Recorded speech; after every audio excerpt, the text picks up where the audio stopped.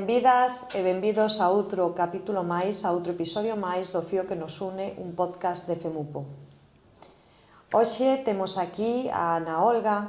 Ana Olga foi compañera nosa da Federación, facendo as súas prácticas na Federación, e ademais é traballadora no CEMVI, no Centro de Emerxencias de Violencia de Xénero, que está en Vigo, un recurso da Xunta de Galicia. E gustaríanos que Ana Olga hoxe nos contara e vos achegara tamén o que fai este recurso, como se traballa, como se pode acceder a él. Entón, Ana Olga, benvida a este Fío que nos une. Moitas gracias. Gracias por contar comigo. Nada, para eso está. Ademais, é que o nome vai xusto pois para todas esas mulleres que pasan pola Federación, para todas esas mulleres que en algún momento vos achegades á Federación, e aquí está ese fío que nos une, onde vamos facendo esa red tan grande, tan bonita, e onde FEMUPO crece, porque FEMUPO son as súas persoas, as súas mulleres, a súa equipa, todas vos, todas as femupiñas, facedes que nos sexamos moito máis grandes e teñamos tamén máis ao alcance esos recursos, non? Ana Olga, ti traballas no CEMVI. Contanos que é, como se traballa, todo o que ti consideres que nos pode servir de axuda para as mulleres que nos escoitan. Pois cando normalmente hai unha situación de violencia de xénero ou tamén de trata de seres humanos, porque tamén levamos esa parte, pois as mulleres que non teñen un recurso onde estar, realmente se lles acolle a través da Rede Galega de Acollemento, que son as que fan a derivación ao noso centro. O centro ten unhas plazas limitadas, tampouco non podemos, o sea, se non temos que derivalas a outros recursos. Con elas fase uns plans de traballo, o sea, depende o contexto que veñan, a situación que veñan normalmente tamén con rapaces ou persoas dependentes, neste caso os seus pais, ou que non poden entrar os homes maiores de 18 anos. Hasta aí poden entrar as outras persoas. E fase un plan de traballo no sentido de que, por exemplo, xente que está ben en situación irregular, axúdaselle coas tramitacións, e despois axúdaselle no traballo se non o teñen, cos temas xurídicos e con todo eso. Entonces, para elas ter unha saída da súa situación na que están vivindo, non? Vale. Son todas as vítimas poden chegar por a rede de acollemento ou poden chegar por outros medios? O protocolo cambiou no mes de maio. Poden vir a través da policía directamente xa. Ahora poden aparecer a policía chamarnos e aparecer na porta para que facer o ingreso con elas, porque son unha situación bastante emerxente, vulnerable, e entonces teñen que entrar nese... En xeral ten que ir con denuncia, entendo. Sí, en principio teñen que ir con denuncia, sempre. O sea, se non hai denuncia non sería posible, non? Vale. Que recursos, de que consta ese edificio, non? Eu imagínome un edificio con diferentes habitacións, zonas comuns, non? Descríbenos un poquinho como facedes que eso sexa acolledor. Pois acolledor son 20 plazas, son 11 habitacións, aí hai habitacións de distinto tamaño para familias, para mulleres soas, incluso para 4 ou 5, o sea, con 4 ou 5 rapaces ou persoas con elas, e teñen zonas comuns como a cociña, o comedor, que son as instalacións que elas comparten e que tamén coidan. O sea, ao mesmo tempo facemos que sexa a súa casa, o sea, que a fagan como moito máis bonita, máis acolledora, que se sintan ben, e despois as zonas comunes, o xardín, que ten un xardín tamén para que os nenos xoguen, e demais zonas tamén para os nenos, como unha aula educativa para traballar tamén con eles e con elas tamén para facer actividades, facemos actividades de todo tipo, de manualidades, con elas talleres de cociña e de todo tipo, o sea, o que se vaya planificando nesa semana coas educadoras, coa dirección e todo o personal.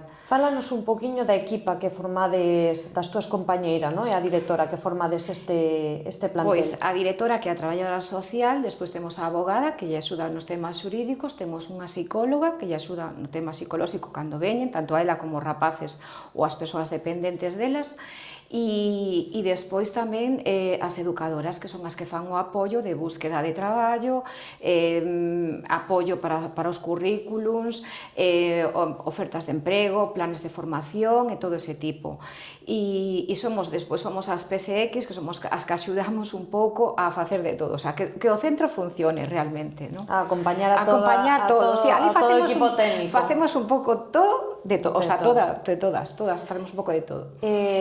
Ana Olga, que perfil é o que máis demanda este tipo de recursos? Agora mesmo, nestes anos que levo traballando ali, pois a verdade é que o perfil realmente son mulleres estranxeiras, a maioría, porque non teñen un recurso ni teñen apoios aquí.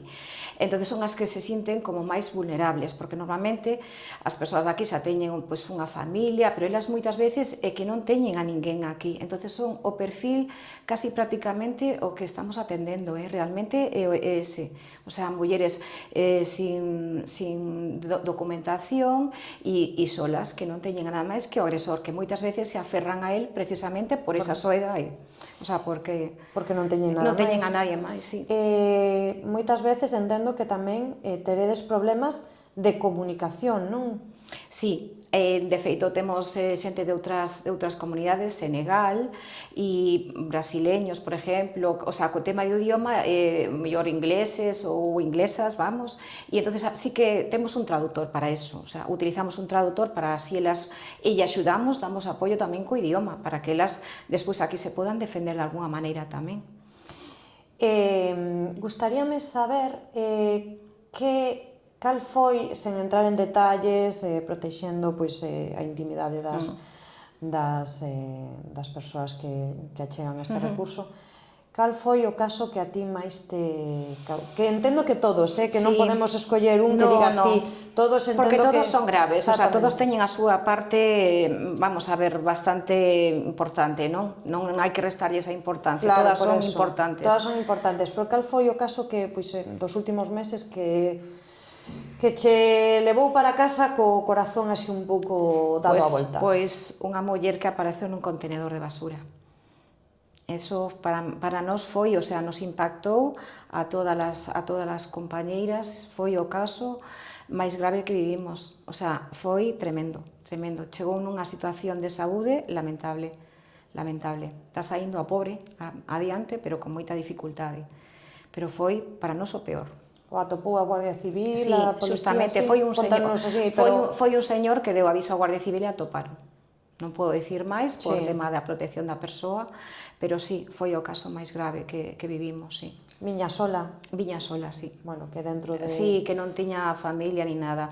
Procedía de outro país, tamén non era de aquí, e a verdad que viña situación, vamos, o sea, con moi pouco peso, con golpes por todos lados, e eso, escoitou unha persoa que iba camiñando pola mañá e deu aviso á Guardia Civil. E xa se puxeron todos os protocolos a funcionar e para facerlle asistencia a esa persoa. Hai un tempo máximo de estadía no centro? Sí, son 3 meses, pero poden ser prorrogables según a situación delas hasta 6 meses, un máximo de 6 meses. Un máximo de 6 meses, pero bueno, en principio suelen ser 3 meses. Vou facer unha pregunta así un poquinho ao aire. Algún momento tivechedes o centro baleiro? Nunca, nunca. Que tristeza. Nunca, nunca. Nese tempo que levo traballado aí, nunca. O sea, nunca sucedeu eso. Podemos ter máis ou menos altas e baixas, variacións e demais, pero nunca. De estar baleiro, xamás, xamás. Eso é un pouco pois a situación, o pulmón que temos na... Sí, pois sí. Medir o pulmón que temos na rúa. O que está pasando na sociedade actualmente, sí. Que atopas ti? Porque claro, ten que ser duro, porque en 6 meses é moi complicado. Sí. É moi complicado estas mulleres que chegan en situacións moi complexas, moitas veces, pois eso, nin idioma, nin apoio do entorno, o sea, absolutamente nada, con bebés de meses. Que atopas ti que falla unha vez que vos tedes que soltar ese fío, non? Que as unía vos?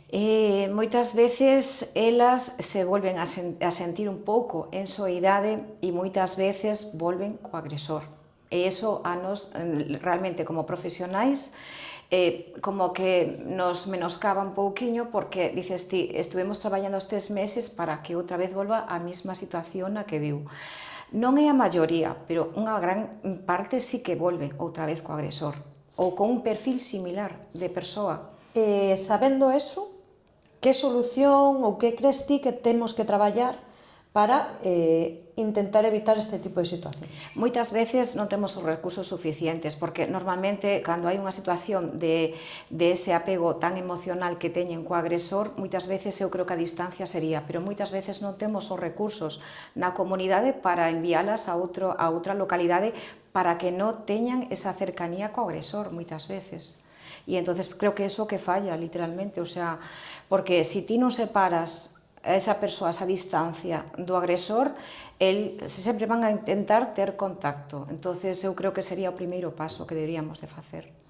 Por exemplo, de aí, pois, gracias á axuda da asistente xurídica, da abogada, saen coa axuda de estar no sistema Bioxen, por exemplo, para o alquiler de... O bono alugueiro, o bono alugueiro, non? Sí, salen con eso, teñen o pago único e a periódica, e en algúns casos se tramita o ingreso mínimo vital ou arrisgase unha situación de cada persoa, porque a veces anteriormente xa o cobraron e non se pode cobrar dúas veces, depende, esos xa son temas da nosa traballadora social que leva esa parte e entonces según a situación que veña, porque ningunha situación é igual unha a outra, cada contexto delas é distinto a unha de a outra, nunca son similares, nunca.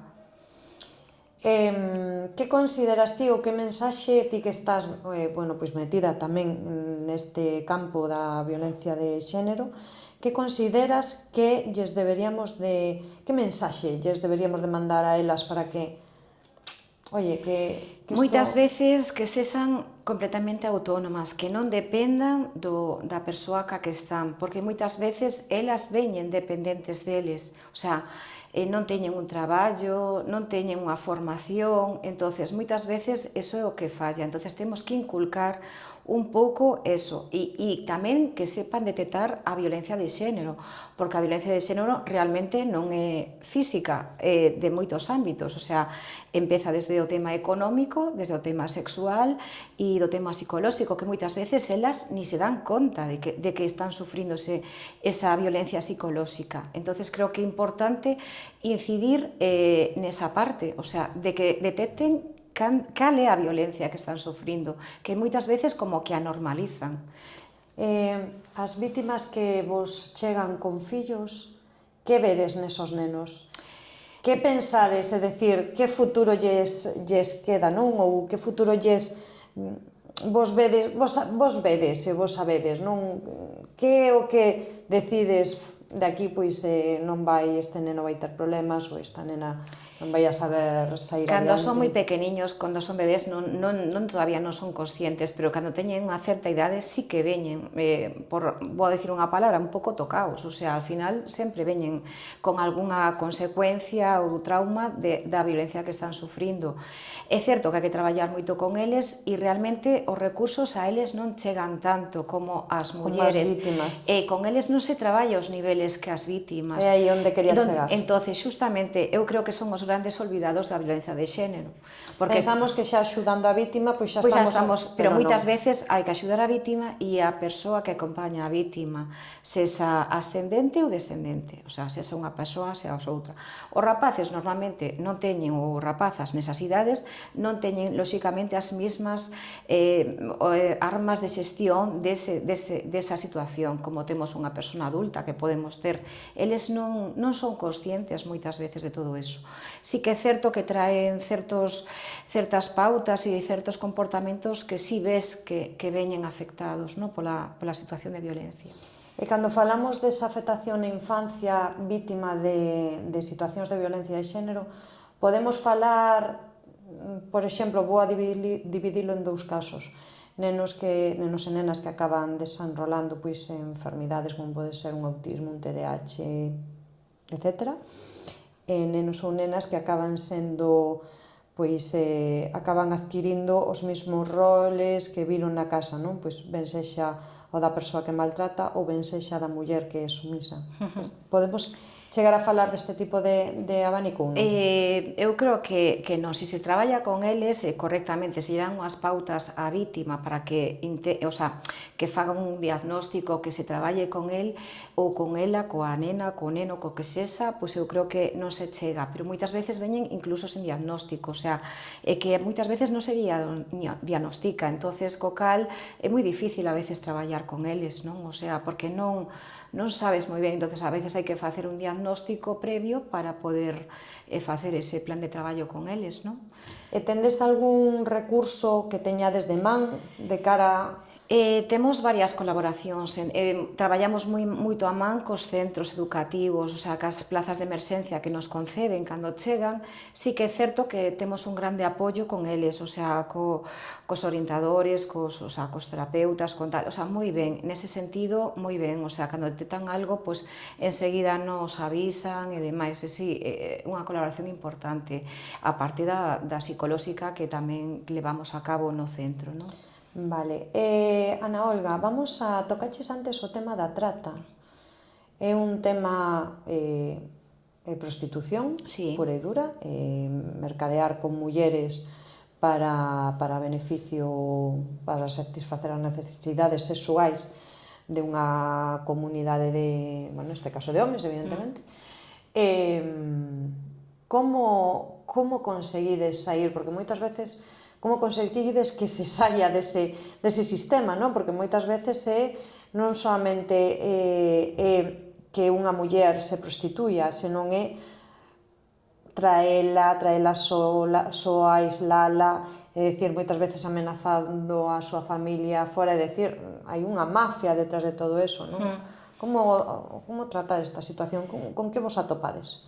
Pois moitas veces, normalmente xa é a UCRIF que non nos la traen, son eles que interveñen, que nas detectan e demais, pero sí que é certo que é moi complexo, porque para elas reportalle, se teñen sobre todo cargas nos seus países, reportalle uns ingresos moi importantes que con un traballo un pouco normalizado moitas veces non consiguen, e veñen con problemas de adiccións, porque a prostitución moitas veces vai ligada ás adiccións, lle obligan a consumir ou para que o cliente consuma, e co cal traen, a parte do trauma da trata, traen adiccións, añadidas. Entonces é xa máis complexo traballar con elas. O que sí que se acaba saindo, se hai un traballo de fondo. Traballamos tamén con algunhas asociacións varias que hai a nivel España e a nivel Galicia, que tamén nos axudan nese sentido, para que elas ter outro apoio a maiores, que xa están, é un perfil xa que co cal están habituadas a traballar elas. Entón, estamos man a man con esas institucións, non? É certo que o da trata dá unha sensación de como que casos puntuais, non? Non tanto, son máis habituais do que pensamos, son moi habituais, moito máis, cada vez máis, porque o que son as mafias lle reporta uns ingresos económicos, pero brutais, a niveles, entonces co cal sempre vai a existir esa forma de traballar cos seres humanos, porque ao final é diñeiro que se move, basicamente, e os países onde máis se move realmente o tal son Costa Rica e España e Tailandia, son os tres países onde máis se move ese tema, porque polo reporte económico que supón para as mafias, claro, para as mulleres non tanto, pero para as mafias sí, son ingresos moi fáciles e moi jugosos, non?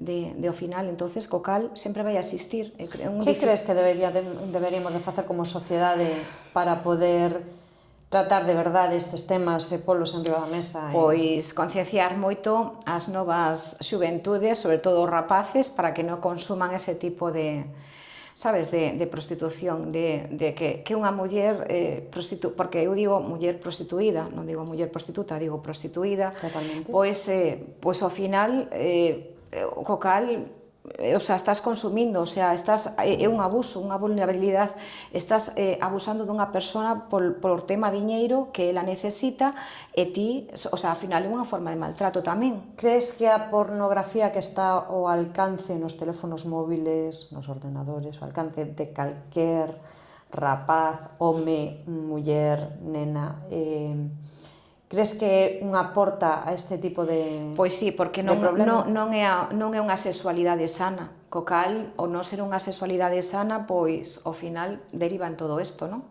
Entonces, eu creo que debíamos de concienciar desde esa parte moito as nosas novas xeracións, as que veñen de atrás, nesa educación, nese senso, o sea, nese sentido, a que non cheguen a eses extremos, non? E que poderíamos facer, porque cando falamos de trata estamos falando de, pues, de unha internacionalización de mercadeo humano, que habería que facer nos países de orixe, non? Deberíamos de traballar nos países de orixe. É un tema bastante complexo, non? Porque aí influyen moitísimos factores, non? Entonces, porque xa nos propios países hai persoas que se dedican solamente a inspeccionar os perfis das víctimas, intentar facerse un namorado, co cal depois chegan aquí a estes países, o sea, é que é tan complexo, sería moi complexo de erradicar todo isto. Necesitaríamos é que non hai recursos, o sea, non hai recursos nin tampouco vontade por parte das sociedades, sí, xusto. Gustaríame que nos quedáramos con algunha mensaxe un poquinho máis positiva de algunha muller coa que, bueno, pois, que haxa saído adiante, ou algunha que nos contaras, bueno, pois, algunha historia, pois, de futuro, de esperanza, non? Que hayas podido vivir. Sí, pois hai moitas, sí que moitas saíron adiante, teñen unha vida estupenda, nos veñen a visitar, nos dicen, nos chaman, que están felices, e iso para nós é o maior logro, non? Ao final de conseguir que hayan superado todos esos traumas, que teñan unha vida normalizada, que teñan eso, que non volvan a cair na tema da violencia ou da trata, como según se o caso, non? E entonces esa satisfacción personal a nós, pois, é fantástica, vamos, o sea, que máis podemos pedir, non? Cando traballamos nese senso para axudalas e que elas sigan por ese camiño tan bonito que foi duro, pero bonito ao mesmo tempo, non? Unha chamada de acción xa para rematar, algo que digas ti, é que hai que invertir aquí, ou isto hai que solucionalo, ou isto ten solución, e o mellor, bueno, pois unha mensaxe para que nos escoite de hai que facer isto. Pois para min, pois máis centros como o noso, porque a verdade a veces as plazas son escasas, non nos chegan, e entonces eu invitaría aos políticos a que nos axudaran nese senso, que é un tema moi importante, que ahora mesmo a sociedade estamos con moita carga de violencia de xénero, non os recursos non son os suficientes, e que tamén, por favor, que se traballe cos nenos, que tamén é moi importante, que son o noso futuro. Esa é a miña mensaxe máis importante. Pois moitísimas gracias Ana Olga por participar neste episodio do podcast de FEMUPO, o fío que nos une. Gracias a todos vos por estar ao outro lado.